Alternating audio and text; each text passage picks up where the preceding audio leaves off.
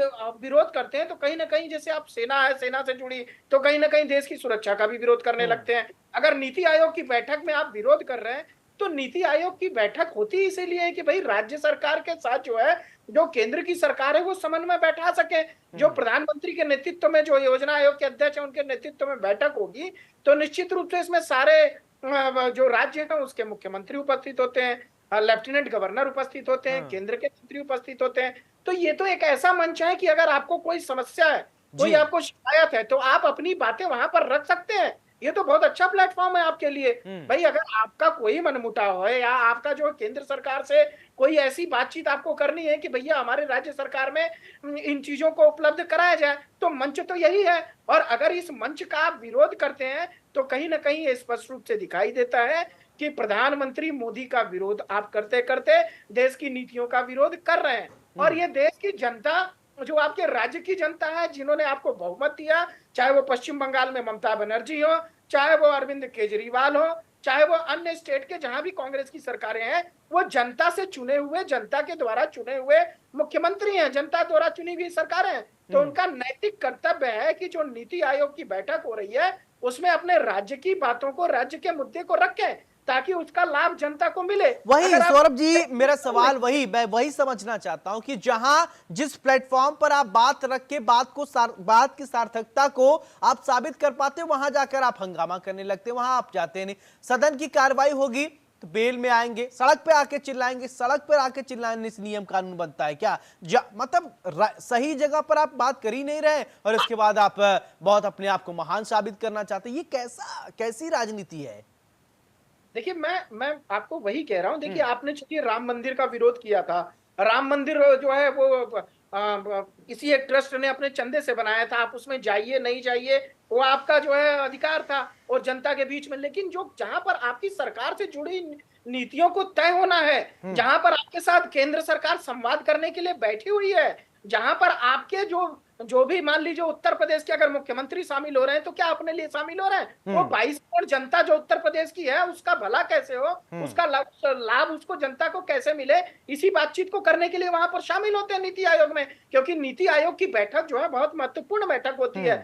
आपसे तो हो नहीं रही है भाई। यूपीए का 10 साल का शासन था, तो क्या भारतीय जनता पार्टी की जहां पर सरकारें थी मध्य प्रदेश में, अन्य जगहों पर, क्या उन्होंने कभी नीति आयोग की बैठक में जाने से मना किया या उनका विरोध किया? क्योंकि ये एक ऐसा मंच है, ये एक ऐसा प्लेटफॉर्म है जहां पर आप अपनी बात जो है सार्वजनिक रूप से प्रधानमंत्री के आगे, नीति आयोग के जो चेयरमैन है उनके आगे, अध्यक्ष के सामने, और साथ ही साथ जितने अन्य राज्यों के मुख्यमंत्री बैठे हुए हैं उनके सामने अपनी बात रखते हैं। और आपकी बात जो है वो कहीं ना कहीं संज्ञान में भी ली जाती है। भाई उसको मीडिया भी कवर करता है। कल को आपसे मीडिया को लोग पूछेंगे कि क्या आपने हमारे राज्य में समस्या हो रही, इस बात को केंद्र सरकार पे भी, जैसे सबसे बड़ी समस्या दिल्ली डाल देता है केजरीवाल जी। वो कहते हैं कि लेफ्टिनेंट गवर्नर ये कर रहे हैं, लेफ्टिनेंट गवर्नर इस फाइल को रोक रहे हैं, लेफ्टिनेंट गवर्नर जो है जल सप्लाई नहीं होने दे रहे हैं, पानी की समस्या, सब कुछ लेफ्टिनेंट गवर्नर समस्या बता देंगे वो। तो इस समस्या का समाधान के लिए एक मंच आपको मिल रहा है। आपको उस मंच में जाकर के प्रधानमंत्री के सामने, और अपने सभी जो आपके वहां पर गठबंधन के साथी भी होंगे,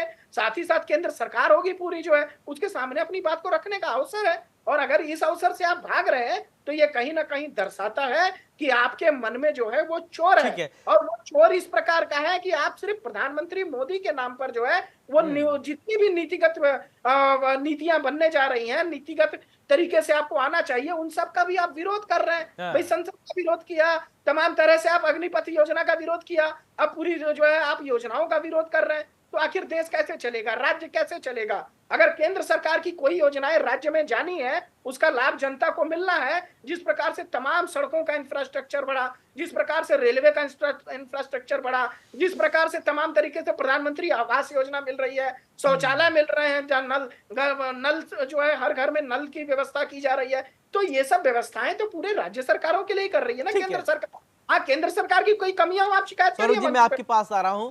हमारे सहयोगी वे लखनऊ से जुड़ गए हैं, आदित्य कुमार। आदित्य, आज नीति आयोग की बैठक हुई, विपक्ष ने दूरियां बनाई और ममता बनर्जी आई, लेकिन दीदी भी नाराज होकर बाहर निकली। उन्होंने कहा कि मेरा माइक बंद कर दिया गया, मैं बोलना चाह रही हूं तो बोलने नहीं दिया गया। और गैर और अन्य बात करें तो बीजेपी के अलावा जो राज्य हैं जहां पर बीजेपी की सरकार नहीं है, वो वहां के मुख्यमंत्री आए नहीं, तो उसके बारे में थोड़ा अपडेट करें, क्या था, क्या हुआ, क्या अपडेट है आपके पास? जी बताओ। ये सुबह आज 10 बजे जो है ये नीति आयोग का जो पूरा मीटिंग था उसमें पहले से बताया जा रहा था कि कोई जो विपक्ष के नेता उन्होंने पहले बैकआउट कर रखा था कि जितने भी नेता हैं वो नहीं आ पाएंगे। लेकिन ममता बनर्जी ने ये कंफर्म किया था कि वो आएंगे और तय समय पे जो मीटिंग है वो शुरुआत हुई। और जब नेता जितने भी मुख्यमंत्री खासतौर से जो भाजपा शासित और या एनडीए शासित जो राज्य हैं उनके मुख्यमंत्री आना शुरू हुए और मीटिंग में जाने के बाद में कुछ देर चलने के बाद मीटिंग में ममता बनर्जी बाहर आती हैं। ममता बनर्जी जब आई तो उन्होंने मीडिया से बात किया। मीडिया से बात करते उन्होंने कहा कि उनको समय नहीं दिया गया बोलने के लिए और 5 मिनट में ही समय उनसे उनका माइक जो है वो बंद कर दिया गया। और इसको लेकर के उन्होंने गंभीर आरोप लगाए भाजपा के ऊपर में, एनडीए के ऊपर में और इस तरीके की जो भी गठन है या जो नीति है उनके ऊपर में। लेकिन बाद में नीति आयोग की तरफ से या भारत सरकार की तरफ से भी एक बयान जारी किया गया जिसमें उन्होंने साफ तौर से कहा था कि ऐसी कोई बात नहीं थी, किसी तरीके से उनको रोकने की कोई मंशा नहीं थी। उनका जो समय था उसी समय के अनुसार उनको बोलना था। जो नंबरिंग होते हैं जिस तरीके से, क्योंकि पहले सबको बोलना था, जितने मुख्यमंत्री आए हुए थे वो सब जो है बोलने वाले थे और उसके बीच में उनको समय दिया गया था। कुछ समय वो बाद वो बोलेंगे। उनका जैसा जानकारी आ रही है, इन्फॉर्मेशन मिल रही है कि 7वें नंबर पे उनकी संख्या जो थी वो 7वें पायदान पे थी जब उनको बोलना था। लेकिन उससे पहले ही वो बोल पड़ी थी और उसकी वजह से जो है उनको ये बताया गया था कि आपका समय आएगा तब आप बात करेंगे, बोलेंगे। इसके वजह से जो है वो खफा हो गए। खफा होकर के मीटिंग से ही बाहर आ गई थी। हालांकि इस बारे में अंदाजा पहले से लोगों को था, क्योंकि जिस तरीके से पूरे जो INDIA के गठन है उन्होंने साफ इससे किनारा अपने आप को कर लिया था। और खासतौर से जो जितने भी विपक्षी दल है वो सब ये मांग करे कि जो पुराने जो आयोग है उनको लागू किया जाना चाहिए, नीति आयोग को जो है उसको हटाया जाना चाहिए। तो और विपक्ष जो, क्योंकि बजट अभी पेश हुआ है और ऐसे बजट पेश होने के बाद जो है ये आरोप लगातार केंद्र सरकार पे लगाए जा रहे हैं कि कुर्सी बचाओ ये बजट है। क्योंकि आंध्र प्रदेश और बिहार के लिए जो है पिटारा उन्होंने खोला हुआ है बहुत। इसको लेकर के जो है विरोध चल ही रहा है कि सिर्फ भाजपा के साथ ही जो राज्य है जहां पर उनको सरकार, क्योंकि 39 सीट आंध्र प्रदेश में भी है और बिहार में है, उसमें से जो अधिकतर सीट इनके पक्ष में है। तो ऐसे में ये जो है हमेशा से आवाज उठती रही है इस बात को लेकर के कि कुर्सी बचाने के लिए नरेंद्र मोदी ने या प्रधानमंत्री ने, निर्मला सीतारमण जो वित्त मंत्री हैं उन्होंने जो है ये इस तरह के बजट पेश किया है। लेकिन इस नीति आयोग के जो जिस तरीके से मीटिंग की उसमें जो जितने भी नेता है विपक्षी दल के उन्होंने साफ किनारा किया था। इससे साफ अंदाजा लगाया जा रहा था किसी के ना आने की आशंका थी। लेकिन ममता बनर्जी फिर भी आई थी। लेकिन ममता बनर्जी ने जिस तरीके से गंभीर आरोप लगाए हैं कि उनको बोलने नहीं दिया गया है और उनके माइक बंद कर दिए गए, उनके अपने, क्योंकि उनके तरफ से भी ये कहा गया था कि जो विपक्ष है, विपक्ष के जितने स्टेट है जहाँ पर विपक्ष शासित राज्य है वहां पर उनके साथ भेदभाव किया जा रहा है, उनके जो बजट है उनके लिए कुछ खास प्रावधान जो है वो नहीं किए गए। तो इस तरह के गंभीर आरोप लगते रहे। हालांकि बयानबाजी अब इसके बाद होगी, अब नए तरीके से राजनीति शुरू हो जाएगी। क्योंकि एक बंगाल का जो है बहुत ही मजबूत माना जाता है विपक्ष का चेहरा ममता बनर्जी हमेशा से मानी जाती है। INDIA के गठन में जो है बहुत अहम भूमिका रही है और इसके बाद भी जो इस तरह की बयानबाजी शुरू हुई है तो ये राजनीति अब अलग रूप से अब जो है दिखाई देगी और उसका प्रभाव दिखने लगा है। बयानबाजी शुरू चुकी है। जी बिल्कुल। सौरभ दुबे जी, मेरा सवाल आपसे, देखिए ममता बनर्जी, जैसा कि हमारे सहयोगी आदित्य बता रहे हैं कि ममता बनर्जी आई और ये पहले से कयास लगाए जा रहे थे कि विपक्ष बाइकआउट करेगा। जब ममता बनर्जी, जो उनके आरोप हैं, उन्होंने कहा कि मुझे बोलने नहीं दिया गया और आवाज बंद कर दी गई माइक, इस क्या आपको लगता है कि ऐसा हुआ होगा? इस तरीके की जो बातें दीदी कह रही हैं, ऐसा होता है क्या? देखिए, मुझे लगता है कि विपक्ष जो है ना वो किसी न किसी एक ट्रेंड पे काम करता है। इनके पास कोई ना कोई जो है जो बिना बात के जो है ना विवाद खड़ा करने की जो है एक आदत सी बन गई है। अभी मंच पार्लियामेंट के अंदर हमने देखा जिस प्रकार से कांग्रेस पार्टी बार-बार या राहुल गांधी स्वयं कह रहे थे कि मेरे माइक को बंद किया जा रहा है, मेरे माइक को मुझे बोलने नहीं दिया जा रहा है। बाकायदे उनको स्पीकर जो हैं, जो लोकसभा स्पीकर हैं, उन्होंने कहा कि भैया आप बोल रहे हैं, आप देखिए आपके सामने जो चीजें हैं, मतलब स्पीकर तक ने अपनी बात को रखा जो कि स्पीकर का काम नहीं है। हाँ। फिर भी चूंकि राहुल गांधी विपक्ष के नेता हैं, उनका सम्मान करते हुए उन्होंने बात को रखा। बावजूद उसके उन्होंने एक ट्रेंड बना लिया। अब वो हर बार यही कहते हैं कि हमारे माइक को बंद किया जा रहा है, जबकि आप स्वयं देखते होंगे, आप चैनल से जो है राज्यसभा या लोकसभा की जब भी देखते होंगे विपक्ष के नेताओं की पूरी बात चलती है। हमें तो कभी ऐसा नहीं लगा कि माइक बंद किया जा रहा है। और अब कहीं ना कहीं ममता बनर्जी जो है उस ट्रेंड को फॉलो करती हुई दिखाई दे रही है। आखिर ममता बनर्जी की समस्या ये नहीं समझ में आ रही है कि एक तो वो कांग्रेस के साथ भी वो जो है असमंजस नहीं बैठा पा रही है, और दूसरी तरफ वो जो भी केंद्र सरकार कितने वर्षों से, लगातार 10 वर्षों से हमने देखा है, वो बैठाने को तैयार ही नहीं हो रही है। वो बैठना ही नहीं चाहती केंद्र सरकार के साथ। वो तमाम तरह की, प्रधानमंत्री जी से मिलती जरूर है, प्रधानमंत्री जी के सामने बात अपनी जरूर रख देती हैं, लेकिन भैया ये वन वे ट्रैफिक नहीं है। आपको जो है, अगर अपनी बात आप रख रहे हैं तो दूसरी तरफ से आपको बात को सुनना भी पड़ेगा। आपने पश्चिम बंगाल में केंद्र सरकार की सारी जो भी नीतियां थी जिससे जनता को लाभ मिलता, आपने बंद कर दी। आपने कहा कि ये सब लागू नहीं होंगे। आप ही के यहाँ के जो राज्यपाल है वो कहते हैं कि यहाँ पर जो है वो राष्ट्रपति शासन लगना चाहिए। पुलिस व्यवस्था की खराबी पर हाई कोर्ट जो है प्रश्न चिन्ह उठाता है। हाई कोर्ट ये कहता है कि भैया पुलिस व्यवस्था अपना जो है, पुलिस जो है अपने तरीके से, सही तरीके से कार्य नहीं कर रही है कोलकाता पुलिस के ऊपर। तो ये जो तमाम तरह की बातें हैं, ये संवैधानिक संस्थाएं कह रहे हैं, वहां के गवर्नर साहब कह रहे हैं, हाई कोर्ट कह रहा है, तो इस बात को क्या केंद्र संज्ञान में नहीं लेगा? और केंद्र सरकार अगर इस पर आपसे बात करने को तैयार होती है तो आप कहती हैं जी हम तो सारी नीतियों का विरोध करेंगे, हम नीति आयोग। अच्छा बताइए, नीति आयोग की बैठक में इस बात से क्या मतलब है कि मेरा माइक बंद किया जा रहा है, मुझे बोलने नहीं दिया जा रहा है? ये तो एक बहाना हुआ, और इस तरह का बहाना जो है वो कहीं ना कहीं जनता का तो बहुत बड़ा अहित कर देगा। आप जनता के हित करने के लिए जो है मुख्यमंत्री है वहां इतने समय से, और आप लोकप्रिय मुख्यमंत्री है वहां की, ऐसा नहीं है भाई। देखिए कुछ भी हो, ममता बनर्जी पश्चिम बंगाल की लोकप्रिय मुख्यमंत्री है, लेकिन आपका लोकप्रियता जो है आपकी जो है वो इस नाते है कि आप वहां की जनता को केंद्र सरकार की जितनी भी योजनाएं हैं उसका लाभ पहुंचा सके। इसमें भेदभाव किस प्रकार का भाई?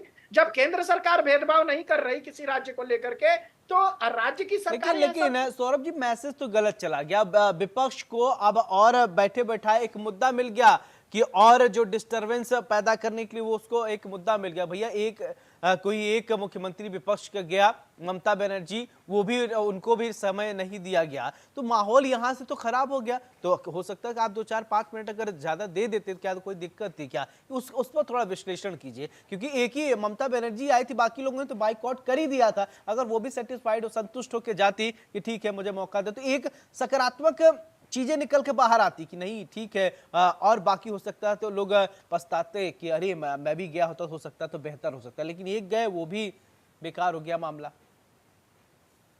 देखिए अभी जो संवाद चल रहा है, आप एंकर हैं, मैं एक जो है राजनीतिक विश्लेषक के तौर पे विश्लेषण कर रहा हूं, तो हम जो है ट्रैफिक दोनों तरफ से आ रहा है। आप मुझे जब बात कह रहे हैं, मैं शांत होकर आपकी बात को सुन रहा हूं, आपके प्रश्न को सुन रहा हूं, और जब मैं उत्तर दे रहा हूं आप उसको बात को शांति से सुन रहे हैं। तो समस्या ममता बनर्जी के साथ ये हो जाती है कि वो वन वे ट्रैफिक बन जाती है।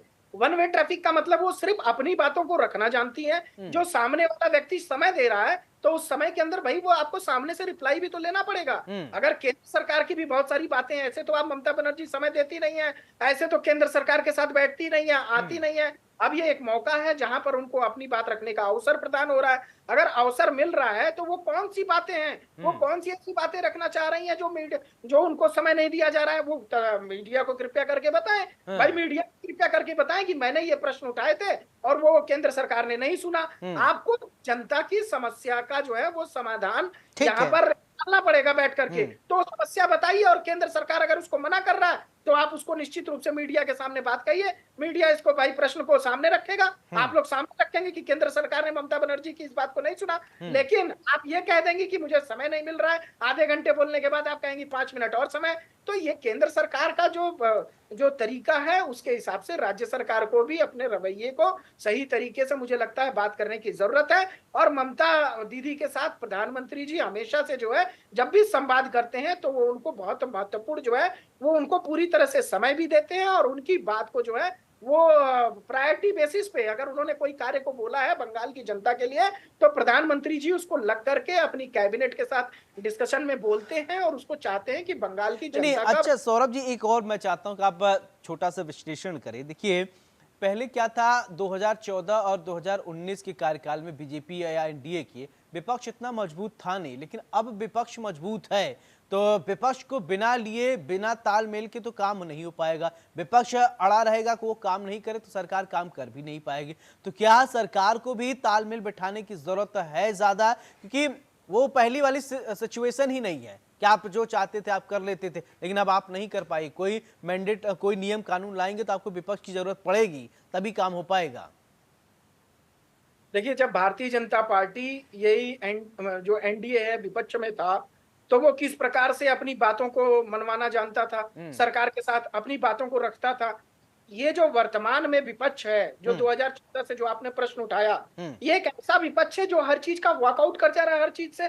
जब आप प्रश्न पूछने के लिए खड़े ही नहीं होंगे, तो फिर आप जनता की बात को या आपके मन में जो बात है उस बात को कैसे रखेंगे? हमने लोकसभा जो चली या राज्यसभा जो चली, जो संसद के सत्र चले अब तक, जो 2014 से लेकर के अब तक देखा कि किस प्रकार से आप पहले तो मणिपुर के विषय पर भागते रहे, सड़कों पर आप चिल्लाते रहे, प्रधानमंत्री बयान दे, बयान दे, बयान तो संसद में दिया जाएगा। अमित शाह जब बयान दे रहे थे तो आपने उनका विरोध किया कि प्रधानमंत्री से बयान चाहिए। तो आपने पार्लियामेंट में वॉकआउट किया, लगातार वॉकआउट किया। अब की बार जब शुरू हुई पार्लियामेंट, तो उसमें आपने उपद्रव मचाना शुरू कर दिया, कोई फिलिस्तीन जिंदाबाद कहना शुरू कर दिया, कोई संविधान की जो है किताब लेकर के लहरा रहा है वहां पर आकर के संसद के अंदर जो है। तो क्या इस प्रकार से बातों को आप रखने का तरीका जो है वो जायज है? क्या वो संवैधानिक तरीका है कि आपकी बात को जो है वो सुना जाए? और जब आपको समय दिया जाता है उसके बाद आप कहते हैं हम तो नहीं सुनेंगे, हम जा रहे हैं, वॉकआउट कर रहे हैं, हम वॉकआउट कर रहे हैं। भैया, ये वॉकआउट करने से, ये अपनी चीजों से भागने से, ये कोई विपक्ष का तरीका नहीं है। केंद्र सरकार निश्चित रूप से विपक्ष को पूरा मौका देती है। जब भी राहुल गांधी जी बोलते हैं, उनको बड़ी गंभीरता के साथ जो है वो पूरा सदन जो है वो सुनता है। लेकिन जब राहुल गांधी जी गंभीर नहीं होते अपनी बातों में, तो गंभीरता से सुनने का क्या लाभ है, बताइए आप? अगर गंभीरता से उनको सुना जाए और वो इस तरह की बातें कर जाते हैं कि हिंदू जो है वो हिंसक होता है, तो अगर हिंदू हिंसक होता है ऐसा बयान जो है आप जो है संसद के सदन में देंगे, संसद के पटल पर देंगे, तो वहां पर तो विरोध आपका होगा। और उस विरोध को आप जो है उससे बचने के लिए आप भाग जाते हैं, कभी काली पट्टी लगा लेते हैं, कभी स्पीकर के ऊपर जो है कागज चलिए फाड़ ठीक है, अब देखना होगा, कई चीजें निकल कर आएंगी। सौरभ जी, बहुत बहुत शुक्रिया हमारे साथ जुड़ने के लिए इस चर्चा में। तो अब बहुत गंभीर विषय है। देखिए, नीति आयोग का बैठक, सभी राज्यों के मुख्यमंत्री